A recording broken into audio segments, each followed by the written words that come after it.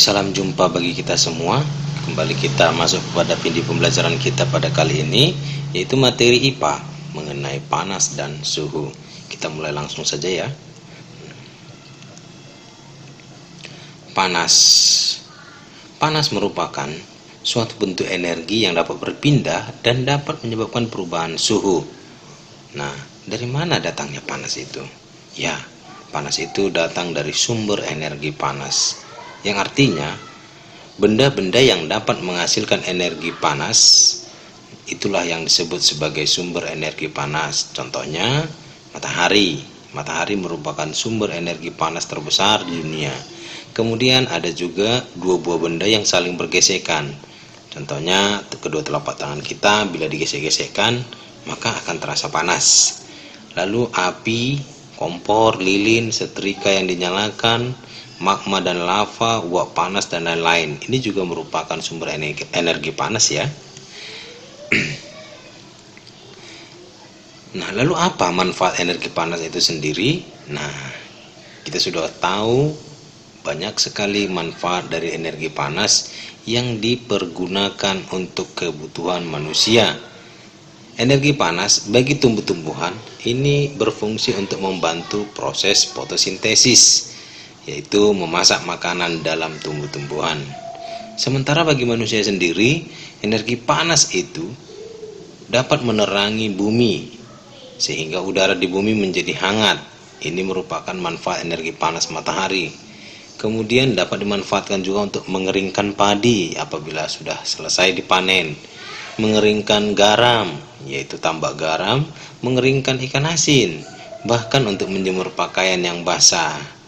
Nah, energi panas lainnya, contohnya api, itu digunakan untuk kegiatan memasak, untuk merebus air, dan sebagainya. Lalu panas setrika, ini untuk membantu untuk rapikan pakaian yang kusut. Uap panas digunakan untuk pembangkit tenaga listrik uap atau PLTU. Sementara suhu merupakan besaran yang menyatakan derajat panas atau dinginnya suatu benda. Suhu merupakan suhu suatu benda menunjukkan tingkat energi panas benda tersebut. Lalu apa perbedaan suhu dan kalor? Mari kita lihat. Di sini sudah ada tabel perbedaan antara suhu dan kalor. Nah, kita lihat satu persatu ya. Suhu adalah derajat panas suatu benda. Ini suhu adalah derajat panas suatu benda. Sementara panas adalah suatu bentuk energi. Panas juga disebut kalor ya. Nah, kemudian yang kedua, suhu tidak bisa berpindah, namun bisa naik, bisa turun, atau bisa berubah.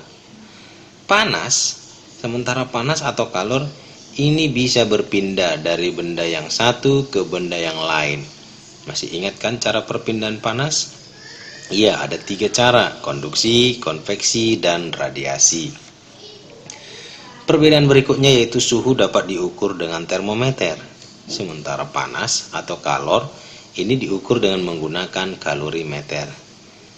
Yang kelima atau perbedaan yang berikutnya yang keempat, satuan suhu adalah derajat Celcius, derajat Reaumur, derajat Fahrenheit, dan Kelvin.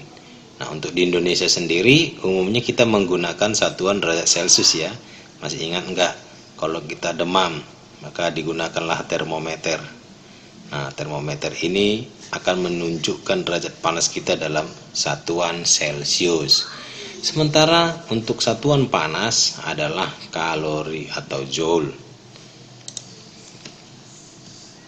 Catatan, suhu dan kalor ini berbanding lurus. Semakin tinggi suhu, maka semakin besar juga kalor yang ada.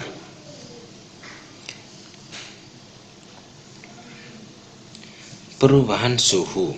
Nah, sesuai dengan pengertian yang tadi, kita sudah tahu bahwa suhu dapat berubah. Perubahan suhu itu pada benda akan menyebabkan benda mengalami pemuaian dan penyusutan. Jadi ingat ya, perubahan suhu dapat menyebabkan 2 hal pada benda, yaitu perubahan pemuaian dan penyusutan. Mari kita bahas satu persatu. Pemuaian adalah Perubahan suatu benda yang dapat menjadi bertambah panjang, bertambah lebar, tambah luas, atau berubah volumenya karena terkena kalor ataupun panas. Contohnya, pemuaian benda pada dalam kehidupan sehari-hari, misalnya pemasangan kaca jendela. Pemasangan kaca jendela ini dibuat berjarak. Tujuannya adalah ketika kaca memuai pada suhu panas atau pada siang hari, dia tidak akan menekan kaca yang dapat mengakibatkan retak ataupun pecah. Kemudian ban sepeda atau ban sepeda motor ataupun ban mobil atau ban truk, apabila diisi terlalu banyak udara, bila mana terkena panas yang berlebihan dapat meletus. Demikian pula dengan balon yang sudah ditiup lalu diletakkan di bawah terik matahari, pasti akan meletus. Ya, sebuah gelas kaca yang tiba-tiba pecah atau retak ketika dituangi air panas, ini juga akibat pemuaian. Sambungan pada rel kereta api, ini dibuat ada celah antara dua buah batang rel. Ini bermanfaat atau tujuannya ketika rel kereta api ini memuai, maka dia akan saling dorong, yang kiri mendorong ke kanan, yang kanan mendorong ke kiri. Akibatnya jika tidak ada celah, dorongan ini menyebabkan rel kereta api akan melengkung. Apabila rel kereta api melengkung, sudah pasti kereta apinya akan lari dari jalur atau keluar dari jalur yang mengakibatkan kecelakaan ataupun insiden yang berbahaya. Misalnya kereta api tersebut bisa oleng dan jatuh. Kemudian peristiwa berikutnya itu penyusutan. Penyusutan ini juga terjadi akibat perubahan suhu. Nah, perubahan suatu benda yang menjadi berkurang panjangnya, lebarnya, dan luasnya karena terkena suhu dingin, inilah yang disebut dengan penyusutan. Contohnya apa? Contohnya dalam kehidupan kita sehari-hari, ketika termometer tidak digunakan, maka air raksa yang ada dalam termometer akan kembali turun. Ini disebabkan oleh penyusutan.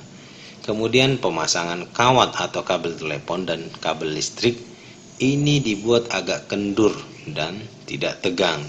Fungsinya adalah ketika suhu dingin atau pada malam hari, maka kabel tersebut akan saling tarik-menarik. Apabila tidak diberi kekendurannya ataupun diberi jarak, maka kabel tersebut bisa putus atau tiang yang menyangga kabel-kabel tersebut akan dapat menjadi miring atau tidak lurus. Demikian pula pada siang hari atau pada masa pemuaian. Penyusutan juga terjadi pada puding. Itu kita sudah tahu ya apa itu puding. Di sini ada gambarnya loh. Nah, ketika puding sudah dingin, maka ukuran dan volumenya atau ukurannya akan nampak sedikit berkurang. Ini diakibatkan oleh penyusutan. Demikian juga dengan ban sepeda. Ban sepeda yang terlalu lama diletakkan di lantai teras rumah atau di dalam rumah yang terbuat dari keramik atau yang menyebabkan dingin, maka beberapa hari kemudian ban sepeda tersebut akan mengempis. Ini terjadi akibat penyusutan di dalam udara di dalam ban tersebut. Sedikit catatan, pemuaian dan penyusutan bisa terjadi pada logam, pada udara, dan pada air ya. Nah, kita masuk pada panas. Seperti yang kita bahas tadi, panas itu dapat berpindah. Ada berapa cara ya? Perpindahan panas itu selalu terjadi dari suhu tinggi ke benda yang bersuhu lebih rendah.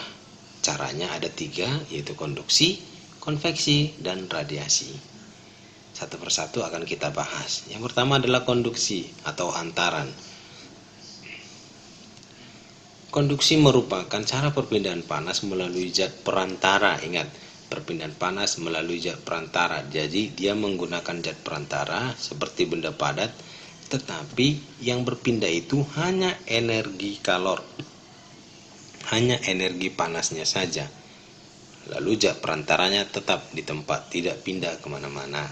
Contohnya, saat kita mengaduk teh panas atau kopi panas, teh manis panas yang menggunakan sendok, ujung sendok yang kita pegang awalnya tidak akan panas, tapi kelama-kelamaan akan terasa panas.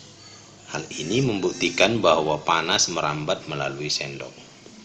Kemudian, contoh lain yaitu setrika listrik. Ketika dihubungkan dengan arus listrik, maka arus listrik akan mengalir melalui elemen pemanas, kemudian berpindah ke bagian alas setrika.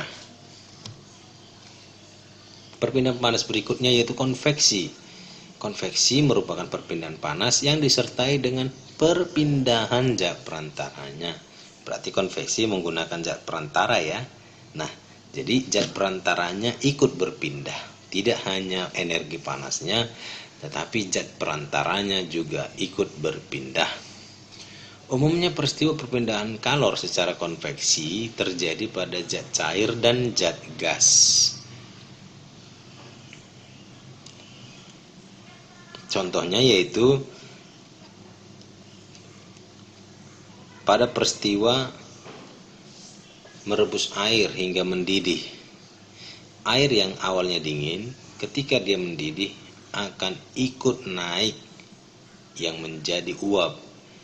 Itulah zat perantara yang ikut naik atau ikut berpindah. Kemudian terjadinya angin laut dan angin darat. Ini juga membuktikan peristiwa konveksi. Angin darat terjadi karena udara di darat pada malam hari lebih cepat dingin daripada udara di laut, sehingga udara yang berada di atas laut akan naik dan udara dari darat akan menggantikan posisi udara yang naik tadi. Demikian juga sebaliknya angin laut. Peristiwa yang berikutnya perpindahan panas yaitu secara radiasi. Nah, di sini sudah nampak gambarnya ya. Mungkin kita sudah bisa langsung menebak radiasi itu apa. Ya, betul. Radiasi adalah cara perpindahan panas dengan pancaran yang tidak membutuhkan zat perantara. Artinya, panas itu langsung kena ke suatu benda tanpa ada perantara. Contohnya yang pertama itu panas matahari yang sampai ke bumi. Dia tidak membutuhkan zat perantara.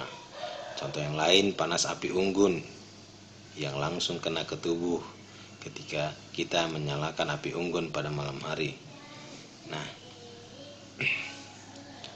benda-benda tadi, energi panas tadi dapat berpindah melalui zat perantara dan tanpa zat perantara. Nah, zat perantara yang dimaksud di sini yang pertama yaitu konduktor. Konduktor merupakan benda-benda yang dapat menghantar panas dengan baik. Contohnya kuali atau wajan, sendok, kawat, dasar setrika, dan lain-lain sebagainya. Sementara isolator yaitu semua benda yang tidak dapat mengantar panas dengan baik.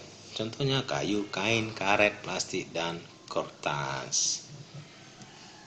Baik, demikianlah yang bisa saya sampaikan. Semoga apa yang sudah saya sampaikan tadi dapat bermanfaat dan tetap semangat. Terima kasih.